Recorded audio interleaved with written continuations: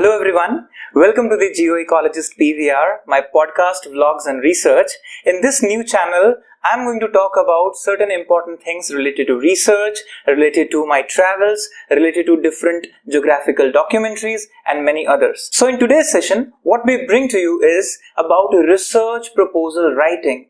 Recently, I had a lecture in one of the universities and where I discussed about the art of writing research proposal. So today I'm going to share with you that particular lecture and hope you will learn from it and enjoy. So all my best wishes. Keep learning. Good afternoon, everyone, and a warm welcome to all of you at the 6th day of the 7-day faculty development program on research methodology. It is my great honor to welcome our chief guest, Dr. Krishnanand, founder and educator, the GeoEcologist online learning platform. Welcome you, sir. Thank you, ma'am. Thank you, sir. I extend my warm welcome to our Secretary Ma'am, Dr. B. Vanitha, Principal Ma'am, Dr. J. Ratnamala. Welcome, ma'ams. It is my pleasure to welcome our Vice Principals. Thank you, ma'am. It is my pleasure to welcome our Vice Principals, Deans, heads of the departments, faculty members, and participants from various institutions. I feel extremely honored to introduce the chief guest of this forum. Dr. Krishnanand is highly proficient scholar in the field of research and academics in geography and environment. As a student, he was inquisitive nature and always looked for innovative solutions. That inquisitive nature translated very well into his career as an educator and research scholar. He has been up to date with all the advancements in his field of research and academics.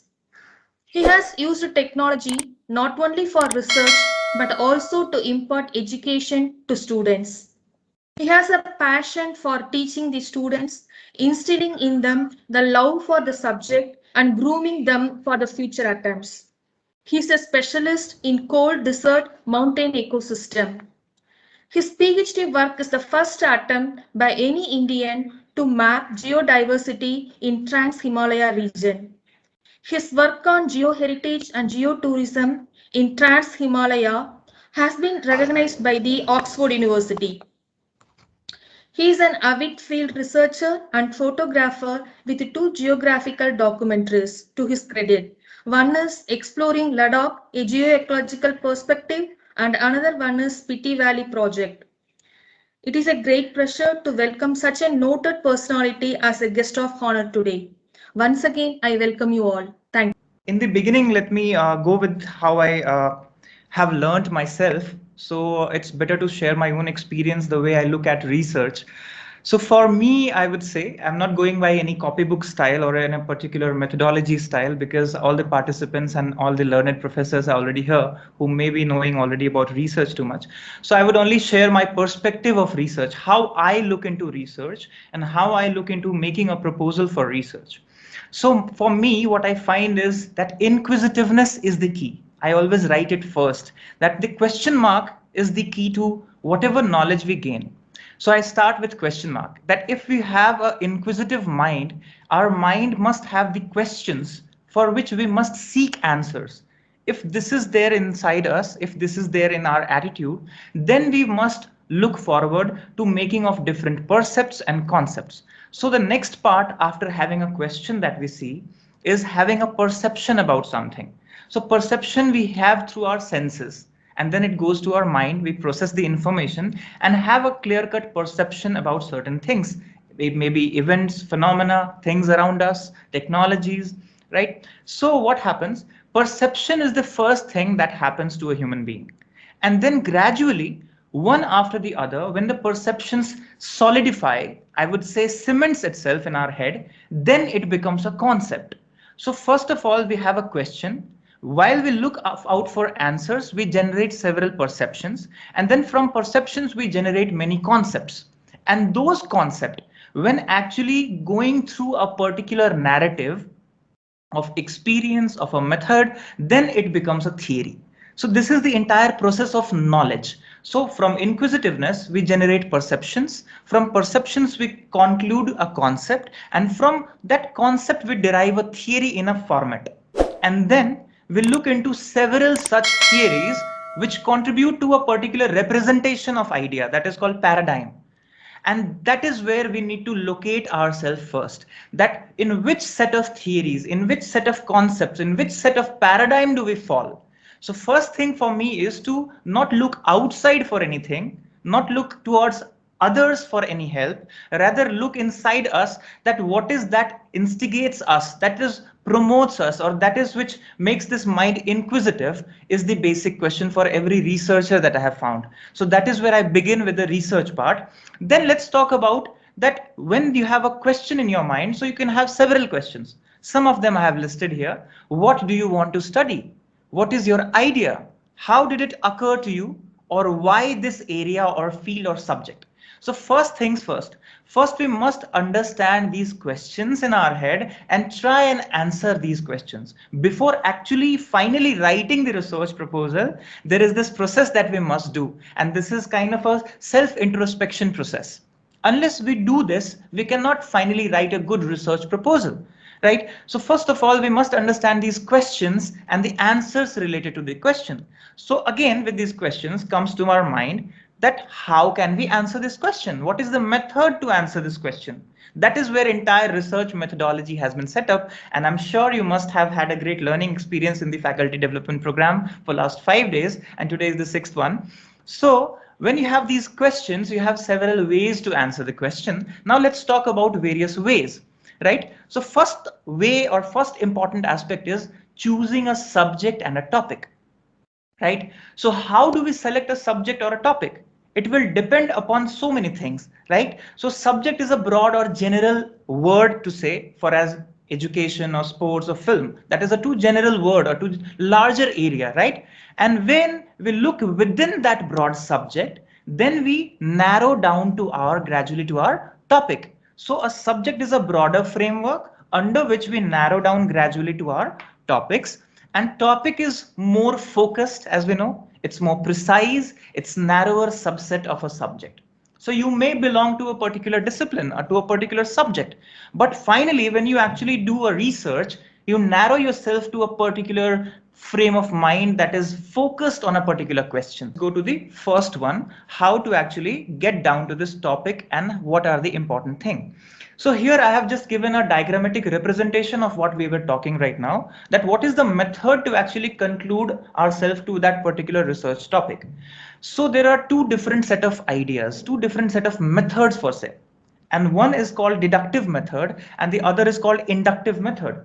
Now these methods root back to very old human psychology of looking into the nature, looking into the surroundings and generating ideas of it.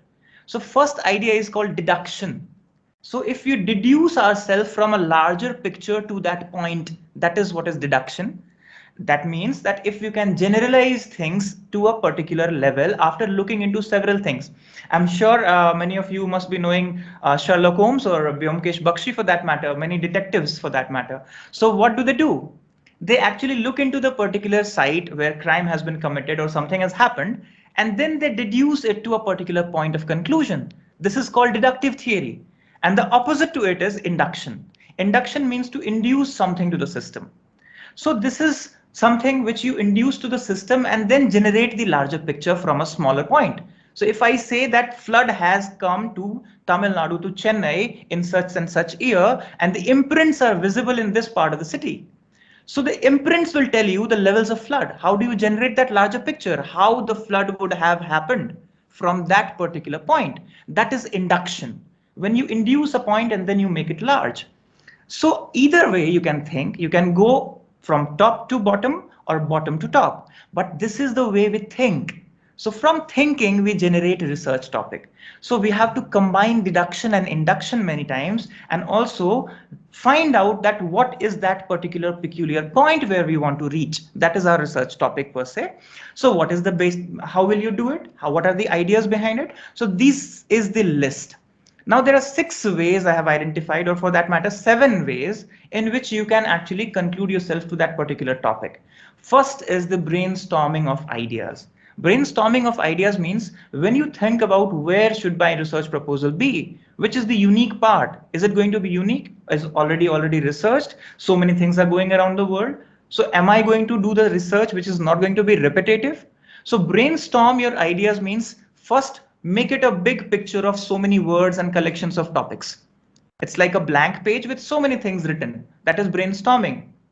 Then, at the same time, the next part is the literature of your primary interest. Now, here is the catch that you may have already had the session on literature review, I am sure, or you may have in future. So, review of literature is one point where you get these clarity that which portion is your interesting, it interests you, and which portion is not of your interest. Literature review is not just for getting the idea of what is being already researched, but rather at the same time it also helps us to simply reject what you don't want to do.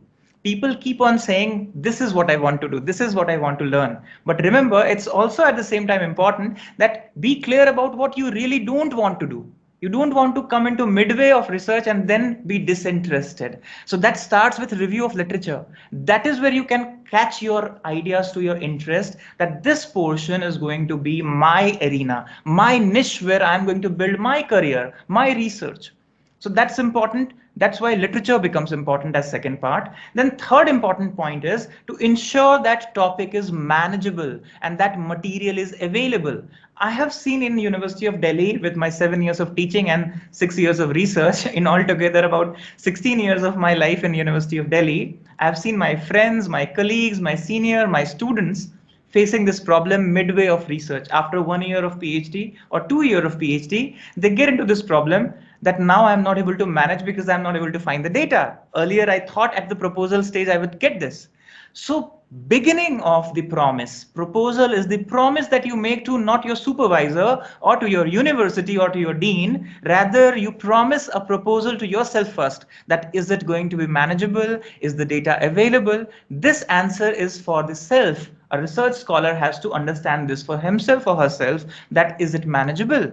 Manageable means all the aspect, not just data, but also time, also money, all those aspects are important. Then comes the fourth step. Fourth one is the jigsaw fit method that I say. Jigsaw fit method is a very childish play if you see. You join the words to make a sentence. But this method is very important to frame your final statement or topic.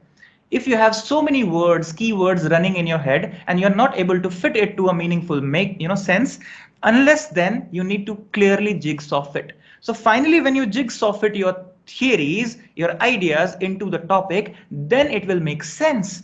Then comes the fifth point, which I'm very sure you must have come across yourself and people around you, that we are many times very fixed in our approach. We only want to go into the same way that somebody worked, a stalwart in our field worked. I also want to become that person. But we need to understand that research needs a certain degree of flexibility as well, right? And how will you get flexible? When you have discussions with many experts in the field, right? You can write email to professors, you can write, letters to experts and ask or seek for advice on the particular area of research that you want to do. So be a little flexible. Don't fix yourself in the beginning itself that I only want to do this point, right? Because flexibility will give you an opportunity to explore more, right? Then comes the sixth one, that is how you define topic as a focused research question. Now remember, from here is your shape of proposal starting. That if you don't come to the research question, how will you write your proposal? Because research proposal is the promise. It's a proposal which is based on the questions that you are looking for answers.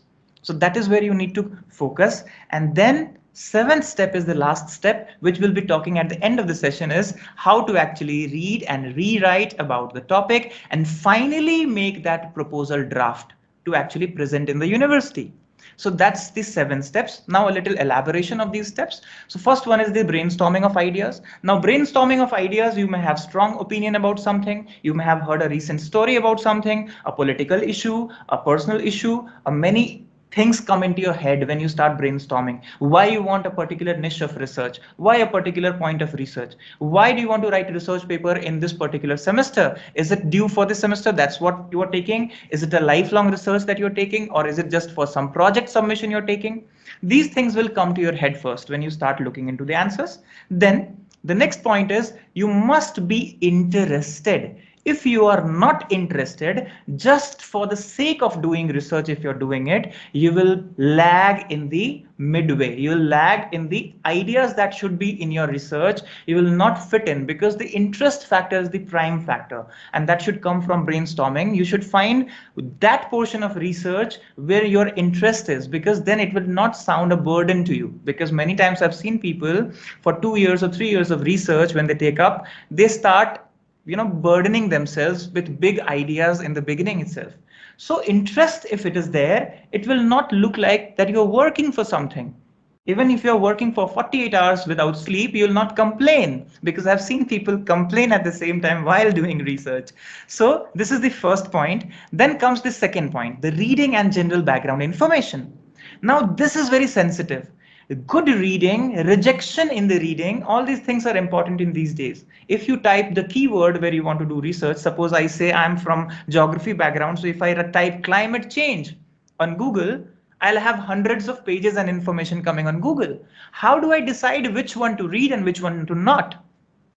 So now here is a little catch, that remember, you need to scan all those current magazines, journals, or newspapers which are focused on your area of research that you want to do. Don't go into the generals. Like for example, don't read Wikipedia, which is a very generalized information about everything, isn't it? So you must use your search engines to the best in that way. You can also seek help from your librarian, who has all the information about different kinds of genres of journals and articles. So reading is important to get yourself a background. If you don't have a background, the research will not flourish. Why? Because background is the structure. Background is the base on which you build your structure, right? It's like base or foundation of a building. So for that, a good reading amount of information is very much important. So step 2 is that. Then comes to focus on your topic. After you are well read, then you can have different kinds of thoughts, and then finally gather your thoughts into one point, that is your topic. It can be a little broad in the beginning, and gradually you can narrow it down. For example, I said if the broad topic is environment, or for say climate change for myself, if I say, you can choose according to your theme in the subjects that you prefer. So I'll have some common ways to limit my topic. What will be the common ways? By geographical area, I can limit in a particular area. By particular cultures, by time framework, I can limit my topic. I can limit it by the disciplines or interdisciplinarity of the topic. I can, also set a filter of population group. So I can have several filters to actually narrow down my topic. Now it's important to recognize one's own filter in the field of research that you want to do. If you're doing a research in computer science, you'll have different filter. You'll not have a filter saying culture or geographical area. There you may have some programming culture, filter. There you may have some application filter. So that's important to understand what is your filter through which you will come to the focus topic. That's the important point here. Then comes the fourth step. So making a list of useful keywords. Now here is what I see people missing out on. If you don't keep a track words of these keywords, what will happen? You will not be able to generate good amount of review of literature. How will you search? So if you want to search your genre of work, you must understand to keep this track of words. Words are the best to describe your topic. So unless you want to write a good research proposal at the end, you must take care of these useful keywords, because research proposal is going to be weaved. It's going to be knitted through these language, and language requires particular keywords. So any research proposal sounding good to your ears will have the vocabulary. So vocabulary of a particular discipline in which you're making your research. So that's important. And remember, find broader and narrower terms, both synonyms, key concepts, and search them. Make a note of these words. What does this mean? So cataloging of your keywords is before writing research proposal. These things are important. Then comes be flexible, the fifth point that I already told you. Now it's very common to modify your topic of research during the process. So if you are very fixed in your mindset, you'll have trouble, because you'll not find apt data sometimes, not find apt reading sometimes. Then you have to take a little turn, little bend in your research idea. So what happens? It's common to modify So proposal is not that a particular line fixed which you cannot bend or change. So be ready to be a little flexible in that, and also you can never be sure of what you may find because it's research. While doing it, you may find several things that you never expected. I never expected certain things when I started working in Himalayan region, for that matter, in 2011. Before that, I only had readings and my experiences from 2006 to 11, 5 years. When I first went into the Himalayan region, I actually saw a different picture of Himalayan region. I saw something different. And I had this idea which was different by readings. So remember, after a particular reading, you may not have all the ideas. You may not have all the things. While actually doing research, you may generate several things. So be flexible enough to accommodate it, right? That's important. And sometimes people are very stagnant on, they don't wish to change the topic a little. But remember, if it's for the good, if it's for the benefit of research fraternity, for a research thought, remember, you must do it by flexible means. Then comes the sixth one, that how do you define your topic as the focused research question? So you often will begin with a word, remember, and then you will start to elaborate it gradually with the focused interest. So for example, if I say ideas, as I said, climate change, or for that matter, pandemic, COVID-19, that may be my idea of research. Then my research question can be, how has climate change influenced pandemic? Is there a relationship? Is there a correlation? Is there a covariance? Am I going to use it statistically, or am I going to look at it qualitatively? What is my idea behind that research question? So focused research question would be the third one. What principles of climate change are related to epidemiology, disease outbreak, or pandemic? Now this is how I say is deduction from an idea to the research question to the focused research question. Now I can say that my topic is clearer, otherwise it was a little blurred, right? So that's what is the sixth one. And then is the seventh step, that you must do research and rewrite and formulate and reformulate the topic as many times as possible before actually finally writing the or submitting your research proposal. So write your topic as research proposal for your thesis only after the sixth step is done. And in the seventh step, don't just submit the first draft.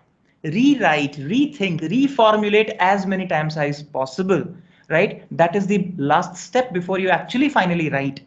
So that's where the title, your focus, your purpose, your objectives, your methodology, all these things should make meaning to that research. So that's the seventh step. So when you have performed this seventh step, then comes the final draft, writing the research proposal actually, because now the raw material is ready, the ingredients are ready, and now we are going to be cooking a very tasty food, right? So if ingredients are ready, if you did not work on your ingredients, you will never be a good chef. So ingredients you made in the 7 points here. Now when you're using that ingredients to create something, which is a proposal, a synopsis, a draft that we say, it must have those essence of things that you prepared in the 7 steps earlier. So then first step is to write it clearly with simplicity in language. Remember, don't use big, booming, bombastic words. Use simple language so that it could be well read and clearly understood. In that, your title must be justified in your research proposal. Many people, beat around the bush.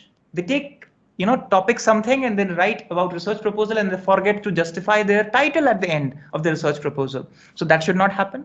Second, keep short sentences with crisp meaning and context, because writing long paragraph would not interest your reader. If your reader is not interested to look into your synopsis, then it is useless at the end. So what happens? Keep it short sentences, keep it meaningful sentences, and contextual. Never leave a sentence without a context. Don't write flat sentences or generalized sentences.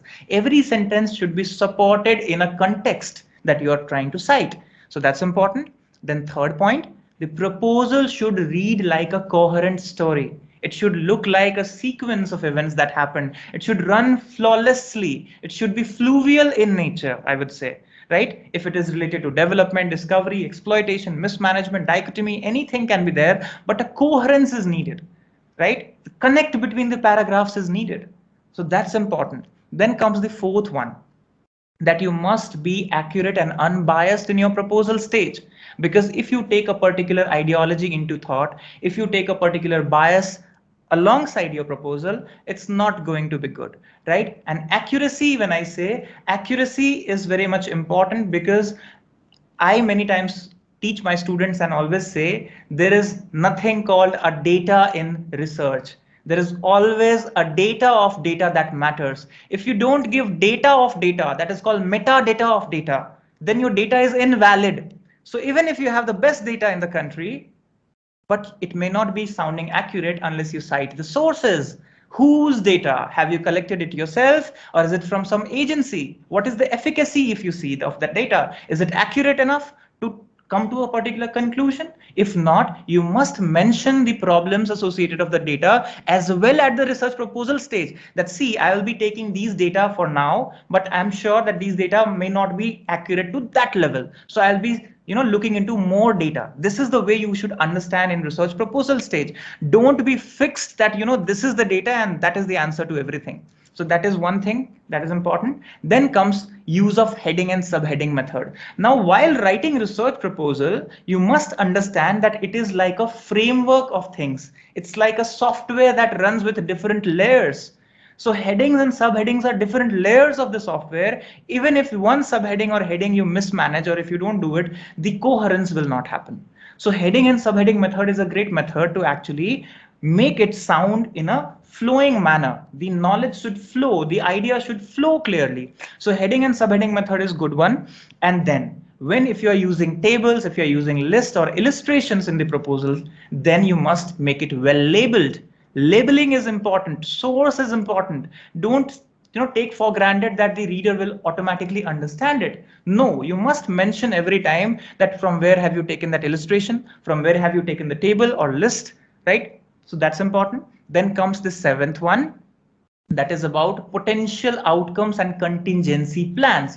Now here I see many proposals in the University of Delhi. I have seen many proposals not working on seventh point. The seventh point is one of the very important points, because it's talking about your potential outcomes. It means at proposal stage, what outcomes are you expecting?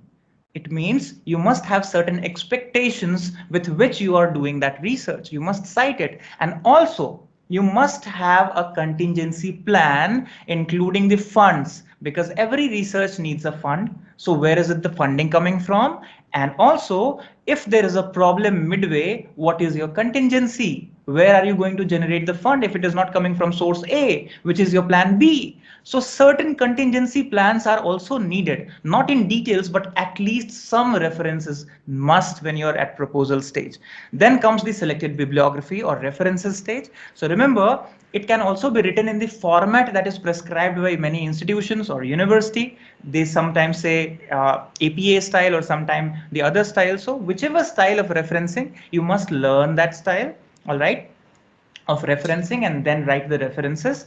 And ninth one is prescribed guidelines in terms of word count, page numbers, attachments, number of copies. These are the guidelines that you would find in the proposal stage. Before that, you must look into the website of any university where you're giving that proposal, or for that matter, any institution where you're making that proposal. They have certain guidelines which are prescribed. Do not go beyond that guidelines. Do follow those guidelines, because that are the most important points. So word count, page numbers, attachments, number of copies, these sound very raw, but these are very important things at the end when you're submitting. And finally, the proofreading before final printing and submission. So remember, proofreading is something in which you yourself are the best judge. Because if you would not know about your own ideas of research proposal, what you're proposing, no other person is going to justify and read it clear through. They can only correct your language. Many times we send our proposals to different people and say, can you correct it? They will correct according to their ideas of English. The language may be some regional language if the proposal is written, but they can never be in that mode where they can correct your thoughts or ideas behind that research part of it. So remember, proofreading means at least 3 times or 4 times or 5 times reading it thoroughly, so that you don't make any big mistakes or booming mistakes that may cost your proposal. So that's important, 10 steps.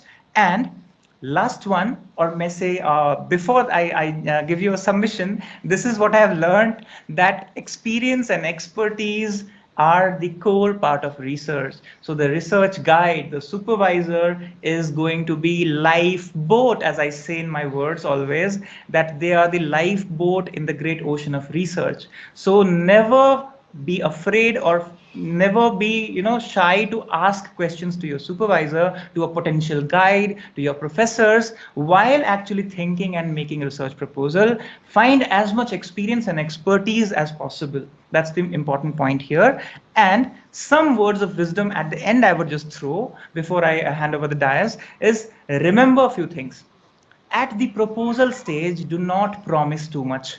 Do not promise too many objectives in your research. I have seen people writing proposals with 7 objectives, 6 objectives, 10 objectives. That's not needed. You just have 3 to 4 objectives which you will have a timeline to finish. If you are finishing your PhD in 3 years, not more than 3 objectives you can fulfill actually. So if you're taking 10 objectives or 5 objectives or 7 objectives, you must make sure that the timeline is there to deliver that. So I always suggest my students at least to promise less while proposing and deliver more. That will make you a reliable researcher. And you should work on your own ideas. And I have told you that how you can generate your ideas by jigsaw fit and brainstorming and several other methods. Inspiration is good. You can be inspired by somebody, but you should not copy somebody exactly. The idea should be your own, from your own head. It can be inspired, but plagiarism is a crime. So no plagiarism is a thing that you must understand while doing it, while doing the research and actually finally presenting the research. So no plagiarism is the last thing. So now after the lecture, when you have heard this entire session on how to write a research proposal, right from the identification of research problem, in the other sessions to come on this particular channel, we'll be talking more on different aspects of research, education, travels, vlogs. So keep watching, stay tuned, and don't forget to subscribe to our channel. So all the best wishes, stay safe, take care.